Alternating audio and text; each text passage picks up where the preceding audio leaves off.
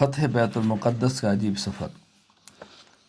جو آپ نے بیت المقدس کی فتح کا سفر فرمایا ہے، اس کا تذکرہ حافظ عماد الدین ابو الفداء اسماعیل بن خطیب بن عمر بن کثیر دمشقی رحمہ اللہ وفات 774 ہجری البدایہ والنہایہ میں لکھا ہے۔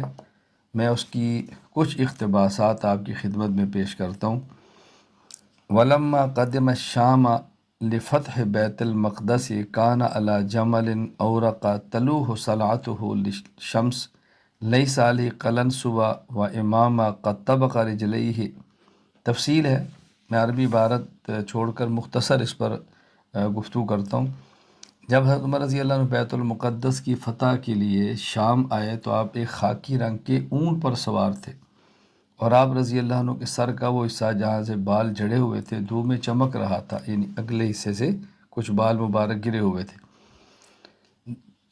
اس وقت آپ کے سر پر نہ عمامہ تھا نہ ہی ٹوپی تھی، گرمی تھی اور آپ اس سفر کے اندر چل رہے تھے۔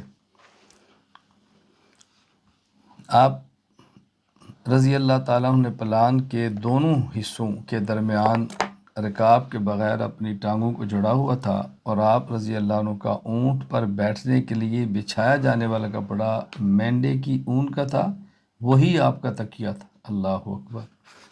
فتح بیت المقدس کے لیے جا رہے ہیں، امیر المومنین عرب و عجم کا بادشاہ، اور آپ ذرا سفر میں آپ کا لباس دیکھیں۔ آپ رضی اللہ عنہ کو بچھونا ہوتا وہی آپ کا تکیہ ہوتا، جہاں پڑاؤ ڈالتے وہی آپ کا بچھونا ہوتا، سبحان اللہ۔ اور آپ کا تھیلا چھال سے بھرا ہوا تھا، جب آپ سوتے تو وہی آپ کا تکیہ ہوتا، اور آپ کی قمیص کھردرے کپڑے کی تھی جو پرانی ہو چکی تھی، گریبان پھٹ چکا تھا۔ آپ کی جگہ اترتے تو بستی کے سردار کو بلاتے اور فرماتے کہ اس کو دھلا دو، مجھے متبادل کپڑا دو، اس میں اگر پھٹا ہے تو اس کو سی دو۔ تو خلاصہ ہے کہ آپ اس طرح تشریف لے جا رہے تھے، تو راستے میں ایک جگہ پر آپ کو کتان کا کپڑا دیا۔ فرمایا کتان کا کپڑا کیا ہوتا ہے؟ تو لوگوں نے بتایا کہ کتان کا کپڑا کیا ہوتا ہے، بڑا قیمتی ہے، نرم ہے، ریشم جو بھی ہے۔ تو آپ نے اس کو اتار دیا کہ میں اس کو چھوڑو، بس میرا قمیض دھو کر لاؤ، میں اسی کو پہنوں گا۔ تو آپ کو کسی شخص نے کہا کہ آپ عرب کے بادشاہ ہیں، اور ان ممالک میں جہاں آپ شام کی طرف جا رہے ہیں یہاں اونٹوں کی سواری بادشاہوں کے شان کے لائق نہیں ہے۔ تو انہوں نے آپ ایک سواری دی، خچر، آپ اس میں بیٹھے۔ جب خچر پہ بیٹھے تو اس نے بہت تیز رفتاری سے چلنا شروع کیا۔ تو حضرت عمر رضی اللہ تعالیٰ عنہ نے فرمایا کہ احبسوا ما كنت اظن الناس يركبون الشیاطین، اس کو روکو، میرا خیال ہے کہ شیاطین پر سواری مناسب نہیں ہوتی، میرا نہیں خیال کہ لوگ شیطانوں پر بھی سوار ہوتے ہوں، بس میرا اونٹ ہی مجھے دو، میں اسی پر چلتا ہوں۔ مقصد ایک اونٹ ہے کہ دھیمی رفتار سے، تواضع سے، عاجزی سے طرح چلتا ہے، خچر کی وہ رفتاری نہیں ہے۔ اس کا معنی نہیں کہ خچر پر سفر جرم ہے، یہ معنی نہیں ہے۔ حضرت عمر رضی اللہ عنہ آپ میں ادا عرض کر رہا ہوں۔ تو آپ یوں گئے، فتح بیت المقدس ہوئی۔ وہاں حضرت عمر رضی اللہ تعالیٰ عنہ نے کس طرح مسلمانوں کی جان، مال اور عبادت کا تحفظ کیا، آپ ذرا اس کو دیکھیں۔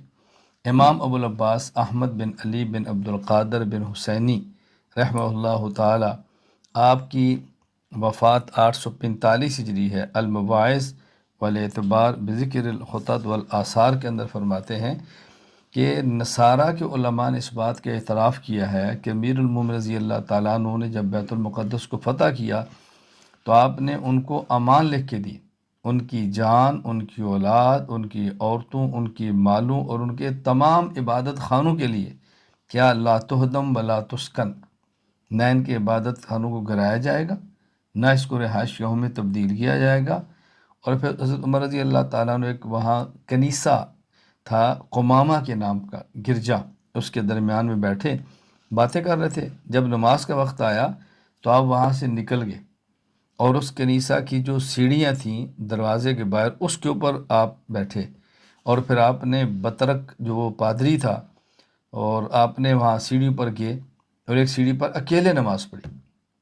اللہ اکبر، یعنی نکلے باہر گرجا گھر سے، سیڑھیوں کی طرف گئے، ایک زینے پر نماز پڑھی اور وہیں بیٹھ کے، اور بطرک پادری سے کہا کہ لو صلیت داخل الکنیسہ لاخذ المسلمون من بعدی وقالوا ها هنا صلی عمر، اگر میں کنیسے میں نماز پڑھتا تو مستقبل میں مسلمان اس گرجا گھر پر قبضہ کرتے اور یہ کہتے ہیں یا عمر نے نماز پڑھی ہے، تو میں نے اس کے تحفظ کے لیے نماز باہر پڑھی ہے۔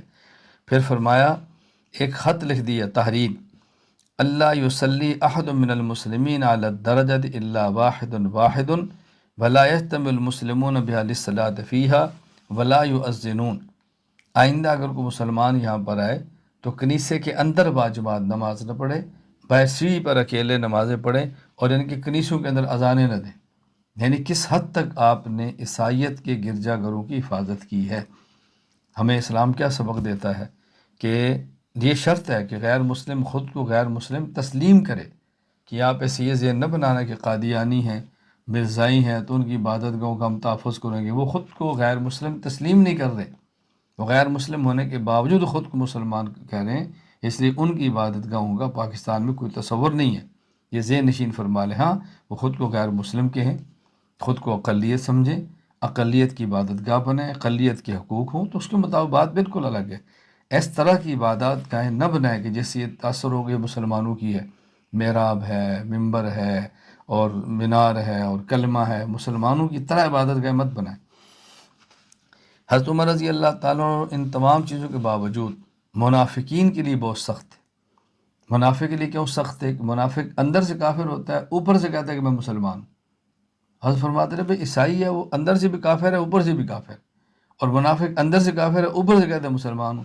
ان کے بارے میں آپ کا رویہ یہ تھا۔ حافظ عز الدین ابو الحسن علی بن محمد بن عبد الکریم المعروف بن اسیر جزری رحمہ اللہ فات 630 ہجری اسد الغابہ فی معرفت صحابہ میں لکھتے ہیں کہ جب کوئی میت آتی، حضرت عمر رضی اللہ عنہ حذیفہ سے پوچھتے، حذیفہ ہیں؟ جی ہیں۔ جنازہ پڑھا ہے؟ جی پڑھا ہے۔ عمر پڑھے۔ اگر حضرت حذیفہ مدینہ منورہ میں ہونے کے باوجود جنازہ نہ پڑھتے تو حضرت عمر جنازہ نہیں پڑھا کرتے تھے۔ فین حضر الصلاۃ علی صلی علی عمر بین لم یحضر حذیفہ الصلاۃ علی لم یحضر عمر۔ حضرت عمر نہیں پڑھتے تھے، کیوں؟ حضرت عمر فرماتے تھے کہ حذیفہ کو رضی اللہ تعالیٰ نبی پاک صلی اللہ علیہ وسلم منافقین کے بارے میں بتایا ہے، تو حضرت حذیفہ کا مدینہ میں ہونے کے باوجود اس کے جنازے میں نہ آنا اس بات کی علامت ہے کہ یہ منافق کا جنازہ ہے، اور عمر منافق کا جنازہ نہیں پڑے گا۔